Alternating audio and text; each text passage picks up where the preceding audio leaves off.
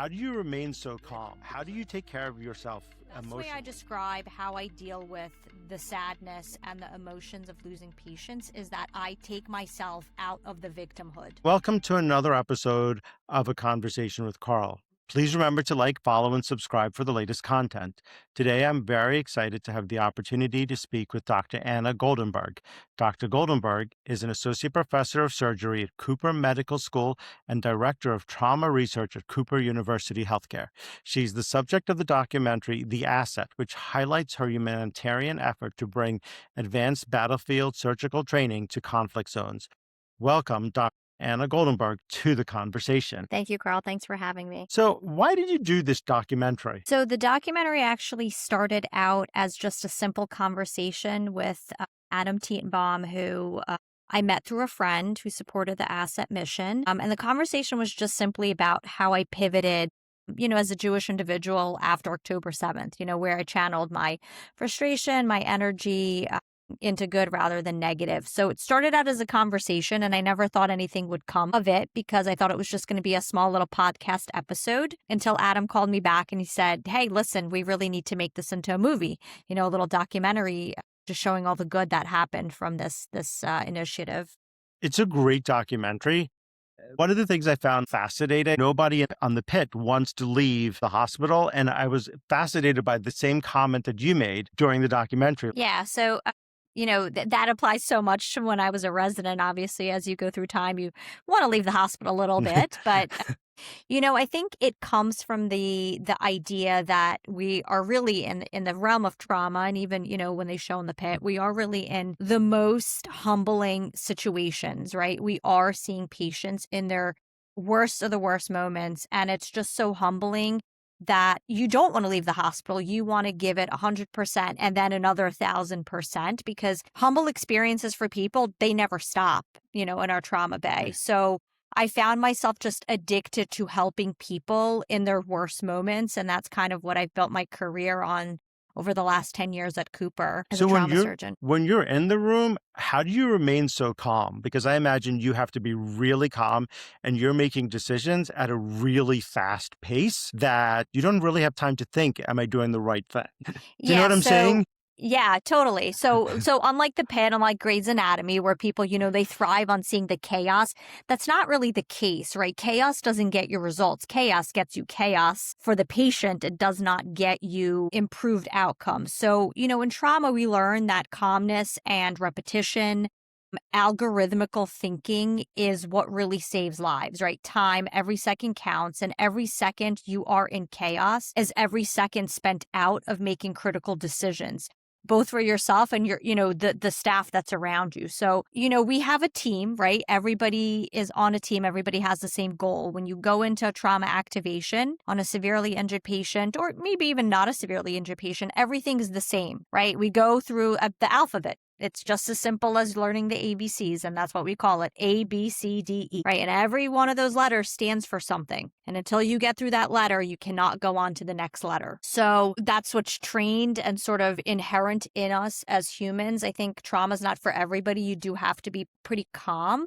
But at the same time, you have to carry yourself as the person that everybody looks to for decisions. And I think it's learned, it's acquired, but it's certainly not for everybody. And then can you talk about the documentary, The Asset? The Asset, I think in the documentary, it's a little bit of a play on words. I hope that people understand it after seeing it. So The Asset actually is an advanced exposure in trauma surgical course that came out of the American College of Surgeons. That was born out of the Afghanistan-Iraq conflict after 9/11, where surgeons were deploying, taking care of severely injured soldiers. And because the United States had not been involved in a conflict in a really long time, they were missing certain injuries. They were just not up to speed. And most of the surgeons that were deploying were surgeons that were doing everyday general surgery, so doing appendixes and gallbladders. And trauma is a very, very different animal. Trauma, you're talking about ballistic missiles, rifles, things like that. So severely, severely injured patients. And what that conflict taught the United States military is that we can prevent deaths, right? And the way to prevent deaths on the battlefield is to train our surgeons at rapid exposure and trauma, surgical exposure, and hemorrhage control. So if it's bleeding, you got to stop the bleeding really, really quickly and get that patient out of there to get them to, a definitive place of treatment. So the course was built out of that. In the movie, the way that asset came about was that after October 7th, Israel had, a massive influx of casualties that day, right? That's just known, and to all the different hospitals. Because of that, a lot of the surgeons that were taking care of those patients were not necessarily trauma surgeons. They were maybe, surgeons that were taking care of other types of patients. And that course that we teach all around the world was not offered in Israel. And at that time, one of my fellows, my former fellows who I trained at Cooper, Dr. Shachar Shimonovich, he was dying of metastatic colon cancer. And I texted him after October 7th. I texted him maybe a couple days later, and I said, hey, now's our time to bring this course.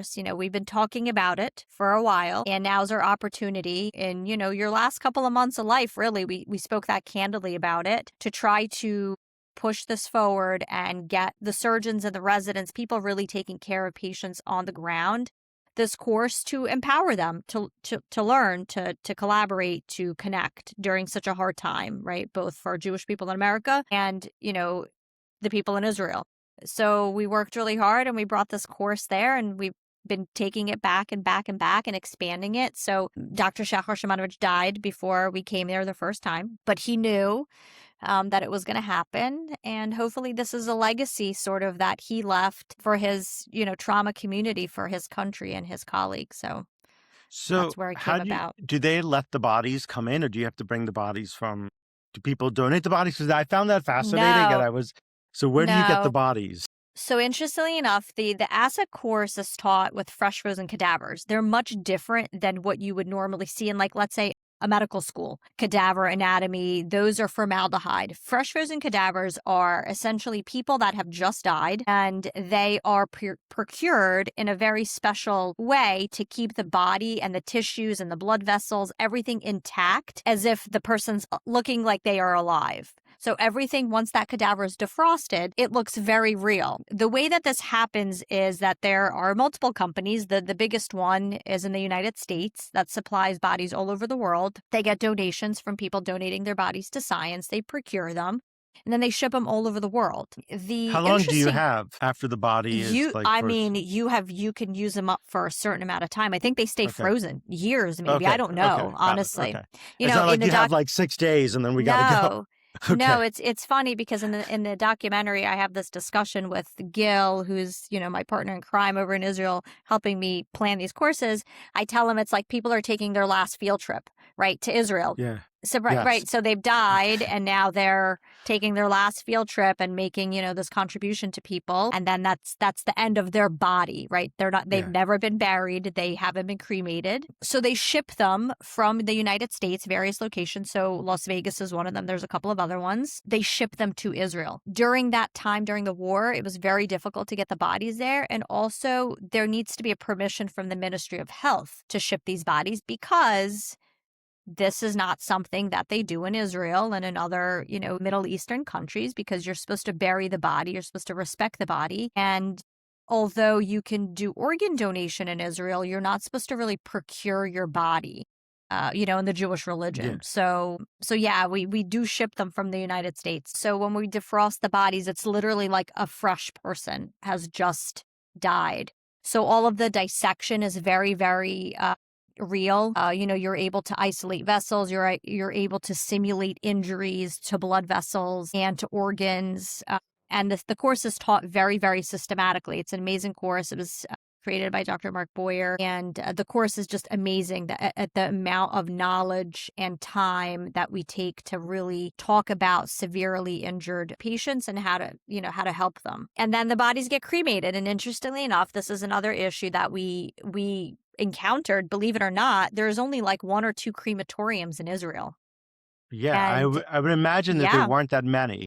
No. And part of the controversy is then how some of these crematories are not even disclosed, because they are heavily protested by, Orthodox religious people, which for their own reasons.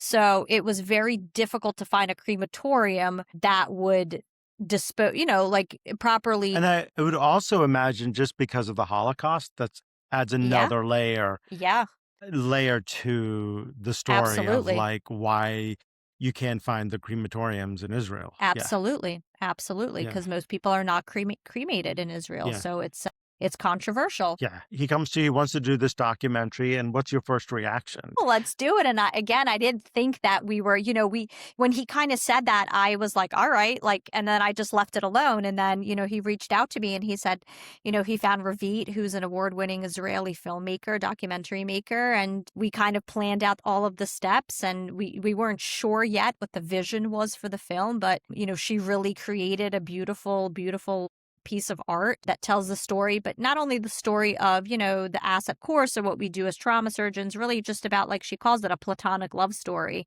which is so hard to find nowadays, about friendship and legacy and giving back and connection and humanity. And that's sort of like what the Jewish faith is all about, right? So it was very fitting. And it's also your story too about going to Israel, Yeah. and you go there now. You said I think you've gone there 4 or 5 times Yeah, after. yeah. Yeah, we've gone 4 or 5 times. We've expanded the course to teach medics and paramedics. We're using the body to teach other subspecialties. So we're really, fortunate to have support from the Southern Federation of New Jersey, my local community here, and they believed in the mission. And they've been very supportive on sending us back to continue the work that we're doing there. Have you gone with your family or just No, not yet? no, not yet. Yeah, No, I've okay. called my kids from multiple mamads, Yeah. during sirens and during the Yeah, Iran bomb attack in shelters. Yeah. October. But no, they have not gone with me yet. And then, when you were in Israel, well, talk about being in the bomb shelter while you're teaching the class. I see that there's one shot where you guys Yeah, all running down to the bomb yeah. shelter.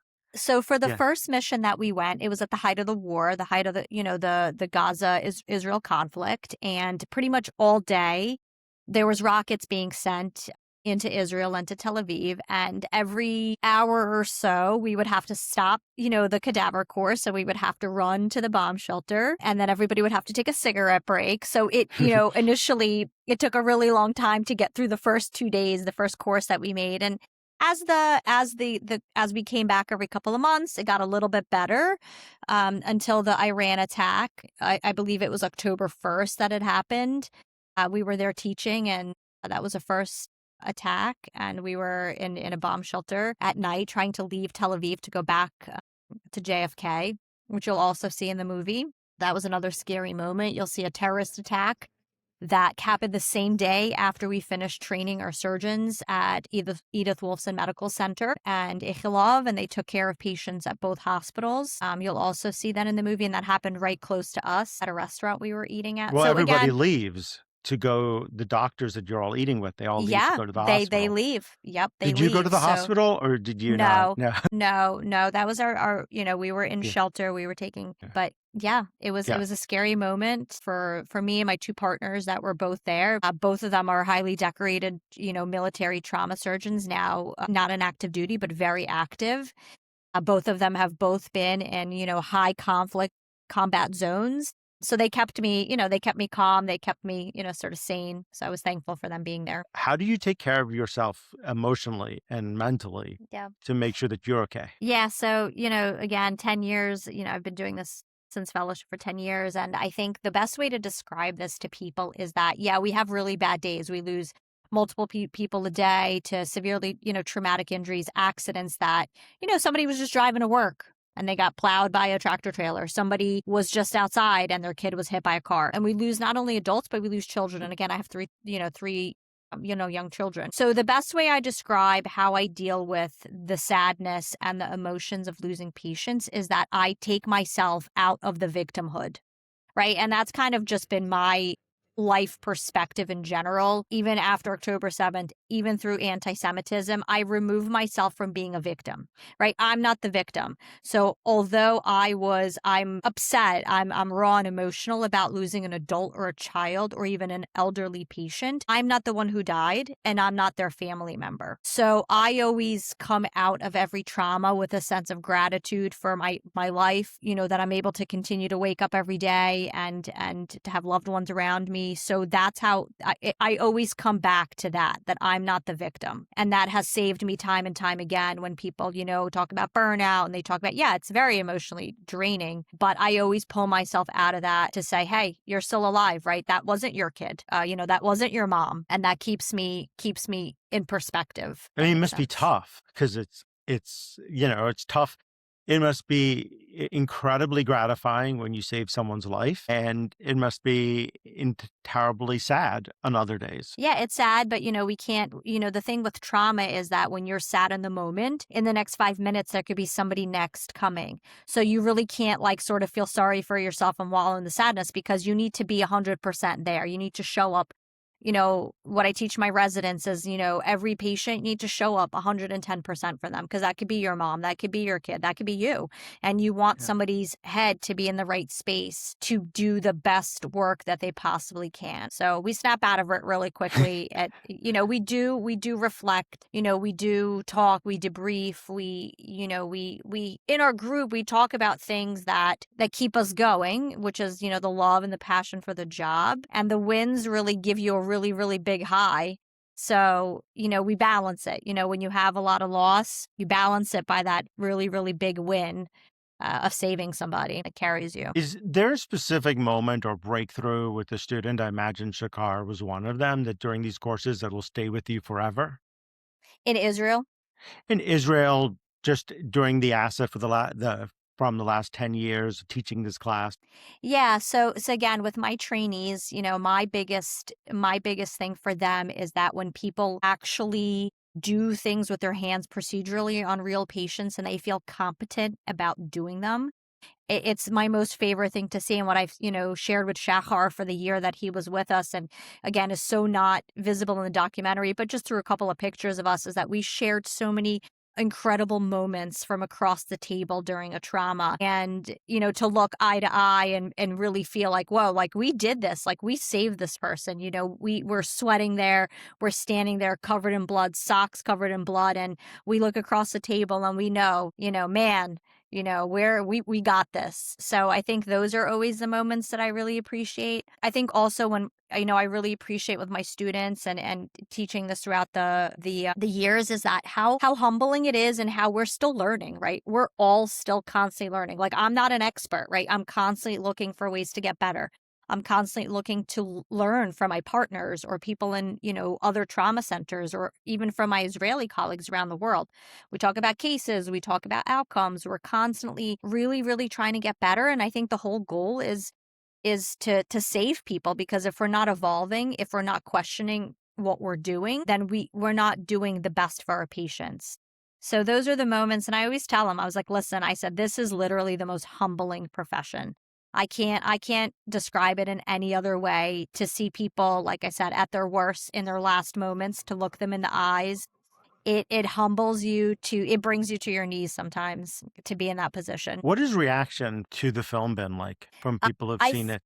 I think, we haven't shown it to a lot of people yet. We premiered at Dances with Films in Los Angeles. The feedback was amazing. They said it was so powerful, but that's a set group of audience. I'm curious to see, as we take the film across the country and the globe, how people will react to the concept of having Israel in it. There has been a couple of negatives because, again, it's frightening for me, even as a physician currently in the environment of anti-Semitism, to say that this film has an Israeli surgeon in it, to talk about my Jewish identity, because anything that is Israel currently is not great, as we Yes. know. Yes. So I'm scared but excited I'm excited to see the positive, but nervous to see the negative. Although the film is not political at all, because again, it's just between two people that know each other, right? And I happen to be Jewish. It is easily a politicized topic, even in medicine, where politics has no place, in my opinion. Well, that's right. Politics doesn't have a place, and the film isn't political. The film is, No. it takes you, I think it's a love story. It shows your love of what you do. It shows why you're in the profession. It shows what Yeah. Shakar wanted. I think that's what a lot of this was, because I was thinking the same thing that you just brought up. Like, how are people going to react? When to me, it was very powerful. Yeah, I think we highlight the fact that, Israel is such a diverse medical community, right? Like there's, one of the characters, he's Muslim. There's so many other people that I connected while I was there that were Christian or that were Muslim or that were Druze. And we taught side by side, and I still keep connections with these people. So I hope that people see through the fact that it's just Israel. I hope they see through the fact that, again, like we all share a common goal, specifically in this profession, and that this profession really has the opportunity to bring people together, that no matter what religion you are or what you believe in, that if your core value is to save lives, you don't have to speak the same language and you don't have to even have the same common goals all the time, but that this should transcend that. So I hope people take that away from the movie rather than the fact that it's very it's focused in Israel, because that's not the message here. The message is that, we just work all together. It doesn't matter if, It shows you how hard it was to get the bodies, the cadavers to Israel. It shows you yeah, how hard it was and that you wanted to bring it there. And yeah. then there's the terrorist attack at the end where you see like years, some of what you guys went there to do. Yeah, absolutely. Yeah, and hopefully we continue to do that, right? We continue to empower just people across the world to get better, right? To push yourself, that you may think you know everything, but maybe you don't, and that's okay too. And that's why, collaboration is so wonderful, across all borders, not just Israel, everywhere around the world. I think we know very little about medicine. As we move forward, you learn new things. And maybe in 10 years, we'll be like, well, this wasn't done right or that wasn't done right. This is an easier way to do. 100%. I So 100% agree. I know AI doesn't play a role in the film, but how does AI play a role in medicine, and how do you see it changing medicine? I mean, it's huge. There are so many facets of AI, and people are either nervous about it or they're not, or they embrace it. I fully support embracing good technology. I think there's no substitute for clinical thinking, clinical rationale. In terms of surgical care, actually, like the tactiles of it, I don't think it's going to replace surgeons, but I think it's making data collection, data sharing, innovation. It's going to take medicine really far. I think it's going to enhance what we do every day. I think it's going to help us be more efficient as physicians in general. So I fully embrace it. There's a lot of talk about how AI is going to affect research, how it's going to affect, patient outcomes, and that's to be determined. But if we use it the right way, I think it could be a really good friend to us. Yeah, and as we wrap up, is there anything I should have asked you that I didn't ask you? No, I think this was great. I think hopefully when people listen, they want to see the documentary. They want to have more conversations about, not only the documentary, but just about, medicine and cross collaboration and identity, using negative, I think there is still a lot of anti-Semitism. What I tell all of my students that are Jewish or my friends, I said, listen, we got to you have to pivot. You have to pivot somewhere. Like, not everybody's going to like you all the time, and that's okay. But rather than complaining about it and posting on social media, why don't we try to do something, right? Why don't we show through action, how, we could be stronger, or not channel our energy into the victimhood, channel it into something else. Yeah, no, I mean, it was a great documentary. Dr. Anna Goldberg, thank you so much for joining me today. The documentary is The Asset. I will put the link in the comments below so you can figure out how to see that. Thank you out there for listening. And as always, be safe. Until next time, everyone. Thank you so much.